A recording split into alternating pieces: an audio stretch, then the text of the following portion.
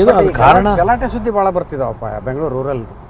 ಬೆಂಗಳೂರು ಕೆಲವು ಕಡೆ ಸ್ವಲ್ಪ ಅವರು ಗಲಾಟೆನೂ ಮಾಡಿಸ್ತಾರೆ, ಜಾಸ್ತಿ ಅದು ಮಾಡ್ತಿದ್ದಾರೆ.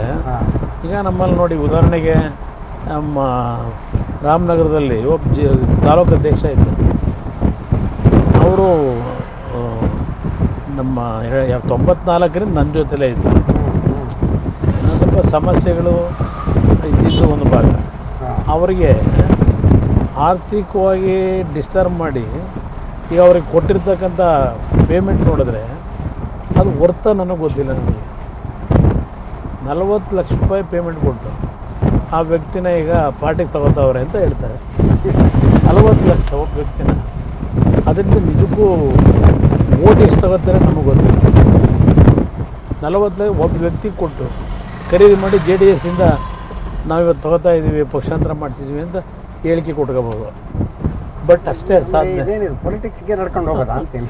ಈ ಥರ ಆದರೆ ನಮಗೆ ಮುಂದೆ ಎಲ್ಲಿಗೆ ಹೋಗುತ್ತಿದ್ದು ಅಂತ ಹೇಳಿ ಆಶ್ಚರ್ಯ ಆಗ್ತದೆ. ಬಟ್ ಮಂಜುನಾಥ್ ಡಾಕ್ಟರ್ ನಿಲ್ಲಿಸಿದ್ದು ಬೆಸ್ಟ್ ಸ್ಟ್ರಾಟಜಿ. ಇಲ್ಲ, ಸ್ಟ್ರಾಟಜಿ ತುಂಬ ಒಳ್ಳೆ ಸ್ಟ್ರಾಟಜಿ. ಈಗ ನಿಮ್ಮ ನಾನಿಲ್ಲ ಪಾಪ ಅವರು ಭಾಳ ಕಾಮೆಂಟ್ಸ್ ಮಾಡಿದ್ರಲ್ಲ, ಅವರ ಬ್ರದರ್ ಇಲ್ಲಾನ್ನೇ ಹಳ್ಳಿಯನ್ನೇ ತಗೊಂಡೋಗಿ BJP ನಿಲ್ಲಿಸ್ಬಿಟ್ರು, JDSನ ಮಾರಾಟ ಮಾಡಿಬಿಟ್ರು ಅಂತ. ಇದೆಲ್ಲ ಕೆಟ್ಟ ರೀತಿಯಲ್ಲಿ ಬಿಂಬಿಸ್ಕೊಂಡು ಹೊರಟ್ರಿ. ಈಗ ಹಳ್ಳಿಯನ್ನು ಟೋಪಿ ಹಾಕ್ಬಿಟ್ಟು ಅಲ್ಲಿ ಹೋಗ್ಬಿಟ್ಟವ್ರೆ ಅಂತ. ನಾವು ಇದು ಸ್ಟ್ರಾಟಜಿ ಮಾಡೇ ನಿಲ್ಲಿಸಿದ್ದು.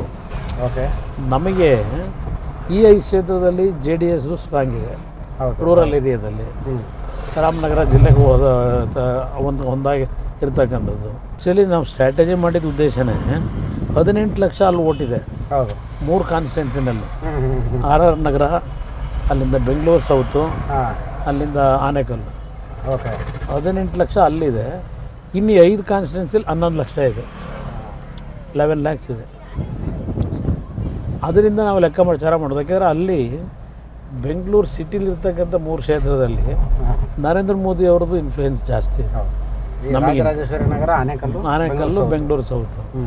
ನಾವು ಡಿಲಿಮಿಟೇಷನ್ ಆದಮೇಲೆ ಈ ಕ್ಷೇತ್ರ ಏನೊಂದು ರಚನೆ ಆಯಿತು, ಅವತ್ತಿಂದಲೂ ಚುನಾವಣೆ ಪಾರ್ಲಿಮೆಂಟ್ ಏನು ನಡೆದಿದೆ.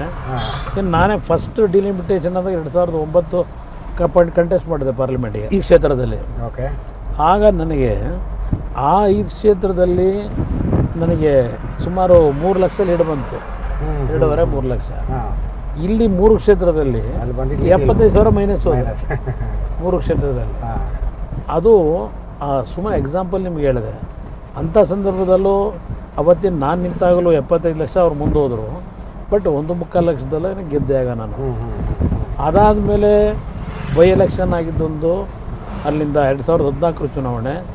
ಇದರಲ್ಲಿ DK ಶಿವಕುಮಾರ್ ಗೆಲ್ಲ ಕಾರಣ ನಾವು 3 ಪಾರ್ಟಿ ಡಿಫ್ರೆಂಟ್ ವೇದಲ್ಲಿ ನಿಂತಿದ್ದು vote division. But first by ಎಲೆಕ್ಷನಲ್ಲಿ ಏನಾಯಿತು, BJPಯವರು ನಮಗೆ ಸಪೋರ್ಟ್ ಕೊಡ್ತೀವಿ ಅಂದ್ರೂ ಅದರಲ್ಲಿ ಅಷ್ಟು ಕನೆಕ್ಟಿವಿಟಿ ಸಿಗಲಿಲ್ಲ.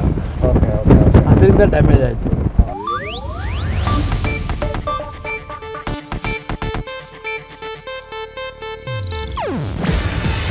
ಇದು ಏಷ್ಯಾನೆಟ್ ನ್ಯೂಸ್ ನೆಟ್ವರ್ಕ್ ಪ್ರಸ್ತುತಿ. ನೀವು ನೋಡ್ತಿದ್ದೀರಾ ಏಷ್ಯಾನೆಟ್ ಸುವರ್ಣ ನ್ಯೂಸ್.